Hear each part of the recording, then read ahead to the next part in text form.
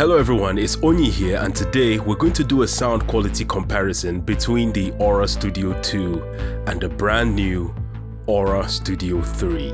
I've been really looking forward to what the new Aura Studio would look like, and today is finally here. And from the looks, they've kept the overall design while making a few tweaks to the interior, and all this is aimed at improving the sound signature. But one question remains: just how good is the sound quality? Well, let's find out. And with all of that being said, let the battle begin.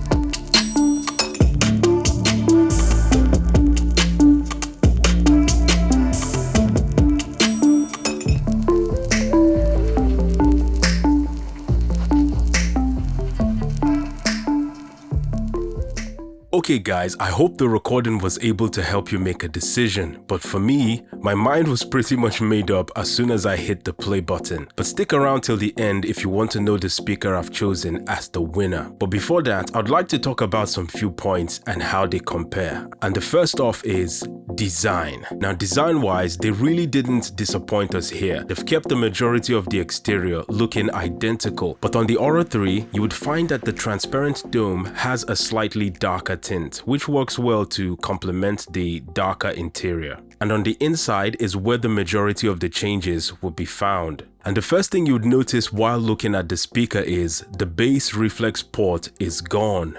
Now, I'm really glad that Harman Kardon has listened to you guys following my previous videos. So now, there's no more fear of something falling inside the dome and getting stuck, or the much dreaded dust particles. But there's a very slight disadvantage to this though, but we're going to talk more about that later.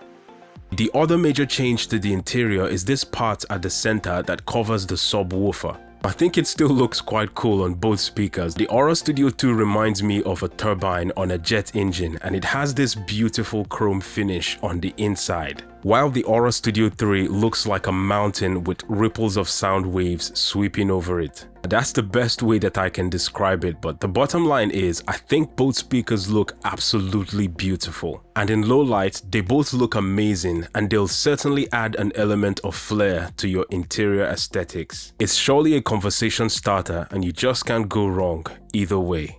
Okay, now the next round is sound projection, and both speakers perform quite similarly in this round. Now, Harman Kardon claims them to be 360 speakers, which they kind of are, but from my testing, it's more of a 180 plus or a 360 minus sound projection. And this is all due to the configuration of the drivers. Now, you have the subwoofer positioned right at the center, pushing sound all around the room, and then you've got the mid-range drivers positioned on the side and on the front of the speaker. But behind the speaker, although you still get a lot of bass, you miss out on the mid-range and on the high frequencies. And that's the same experience on both speakers. And with that said, I'm happy to call it a draw on the sound projection because both speakers are practically the same.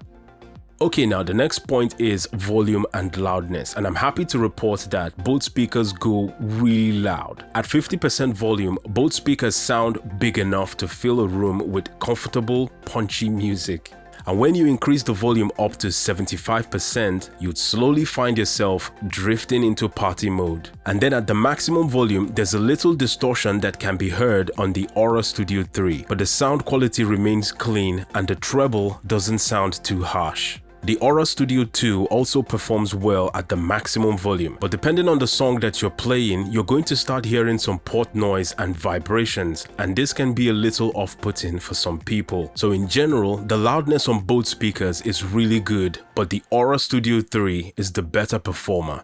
Okay, now finally, the sound quality. Now, if I should describe the sound quality of both speakers, I would say it's impressive. Now, let's start with the bass. The bass of the Aura Studio 3 sounds deep, full, and really tight. And because it doesn't have any port noise, it produces a much cleaner bass overall. Now, the Aura Studio 2, on the other hand, surprisingly has the deeper bass response, and that's due to the bass extension caused by the reflex port. So you're going to experience more bass resonance in the corners of a room with the Aura Studio 2. However though, this bass extension on the Aura Studio 2 comes at a cost. At high volumes, depending on the song that you play, you might begin to hear some fluttering noises if the music produces frequencies between 55 to 35 Hz. Now here's an example.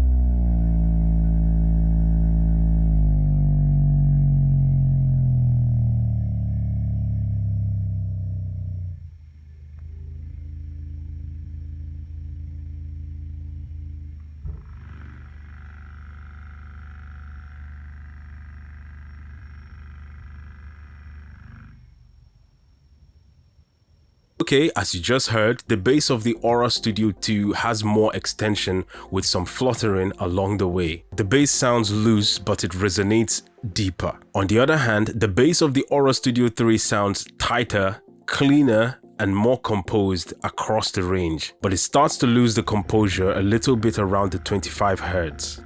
Okay, now let's move on to the mid-range and the treble, and this is where the Aura Studio 3 completely wipes the floor with the Aura Studio 2. It looks like the guys at Harman Kardon have listened to you guys and they've managed to craft out a great sounding speaker. Now the mid-range separation is beautifully done on the Aura Studio 3.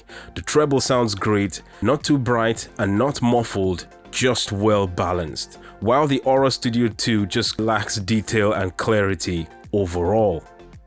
Okay, now to reveal the winner for this video, for reproducing the sounds and the detail found in the original test tracks, the winner for this sound quality comparison is the Aura Studio 3.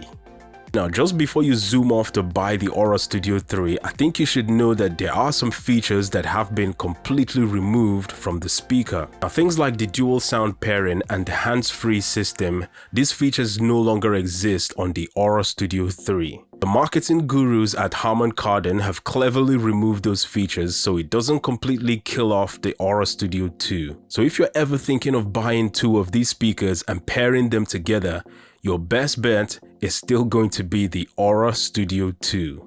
Also, I still think it's a great sounding speaker, and if you've got an equalizer, you can definitely tune out the speaker to sound pretty good. And if you can find it for cheaper, then I think it might actually be a good option to go for. But if you're looking for the one speaker to sound really great in your living room, then look no further.